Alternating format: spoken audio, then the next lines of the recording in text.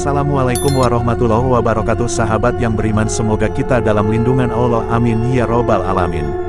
Apakah Anda tahu nama di balik Indonesia? Apakah nama Indonesia sudah ada sebelum kemerdekaan? Yuk kita bahas.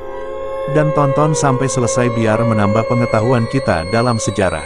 Selamat menonton. Ternyata nama Indonesia lebih dulu ada sebelum kemerdekaan. Nama Indonesia ternyata ada jauh sebelum kemerdekaan, dideklarasikan pada tanggal 17 Agustus tahun 1945.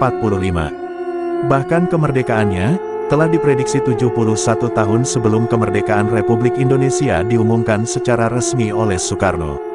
Melansir artikel berjudul, 3 ulama yang memprediksi kemerdekaan Indonesia, prediksi pertama dinyatakan oleh Kiai Haji Abdus Syakur Senori Tuban, wafat 1359 H. 1940 M, yang dikenal sebagai teman akrab pendiri Nahdlatul Ulama Kiai Haji M. Hashim Asy'ari.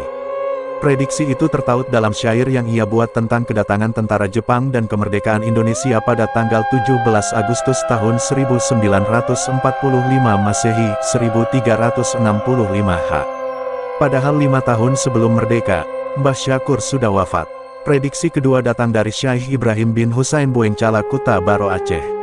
Pada tahun 1288 H. 1871 M, Syekh Ibrahim menyatakan, negeri di bawah angin Nusantara istimewanya akan lepas daripada tangan Holanda, Belanda, sesudah China bangsa Lukit Mata Sipit, maksudnya bangsa Jepang. Maka insya Allah Ta'ala pada tahun 1365 H. 1945 M, lahir satu kerajaan yang adil dan bijaksana dinamakan Al-Jumhuriyah Al-Indonesia yang sah. Yang terakhir, sebuah isyarat datang dari Kiai Haji Casbullah Said Jombang, ayahanda Kiai Haji Abdul Wahab Casbullah. Dalam isyarat itu tertulis pesan singkat, yaitu, Furun Tamun, artinya kemerdekaan yang sempurna, yang ia tulis di menara Masjid Pondok Induk Ponpes Bahrul Ulum Tambak Beras Jombang, ditutupi dengan kain satir. Prediksi tersebut tidak terlepas dari keilmuan dan kealiman ketiga tokoh ulama Nu tersebut. 3 sosok ulama yang memiliki ilmu kasyaf ini patut untuk dijadikan ibrah, pelajaran, bahwa para kiai sangat peduli dalam proses perjuangan bangsa Indonesia.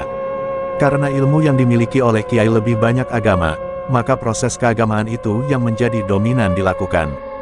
Semangat dalam membaca tanda alam dan isyarat dari Allah itulah yang selalu diasah. Sehingga wajar bila para kiai sudah memberikan prediksi tentang kondisi bangsa ini jauh hari sebelum kemerdekaan. Penyebutan nama Indonesia bermula ketika George Samuel Windsor Earl menulis artikel panjang pada tahun 1847 di Journal of the Indian Archipelago and Eastern Asia berjudul, pada karakteristik terkemuka dari bangsa-bangsa Papua, Australia dan Melayu Polinesia. Dalam tulisannya, Earl membahas kehidupan penduduk asli Australia dan Melayu Polinesia. Ia juga mengusulkan istilah Indonesians dan Malayunesians bagi penduduk Kepulauan Hindia. Namun di antara keduanya Earl lebih memilih istilah Malayunesians. Lantaran istilah Indonesians terlalu luas cakupannya hingga Kepulauan Maladewa. Pada tahun 1850, dalam majalah ilmiah yang sama, nama Indonesia juga disebut oleh James Richardson Logan dalam tulinnya yang berjudul, The Ethnology of the Indian Archipelago, Embracing Inquiries into the Continental Relations of the Indo-Pacific Islanders. Berbeda dengan Earl, peneliti berkebangsaan Skotlandia ini justru lebih menyukai nama Indonesia yang merupakan sinonim dari pulau-pulau atau Kepulauan Hindia. Terlepas dari dua sejarah tadi, cikal bakal nama Indonesia mulai menggaung dengan lantang pada tahun 1924 lewat majalah Indonesia Merdeka, yang menjadi corong perhimpunan Indonesia di bawah komando Iwakusuma Sumantri, J. Sinatala, Muhammad Hatta, dan Mengun Kusumo. Dalam majalah itu, mereka menjelaskan bahwa pemakaian nama Indonesia memberikan ciri pada kepribadian. Pada tahun 1926, dalam Kongres Gerakan Perdamaian Internasional di Paris, Perancis, Muhammad Hatta mulai memperkenalkan Indonesia kepada dunia internasional seraya meyakinkan mereka mengenai keberadaan Indonesia baik secara geografis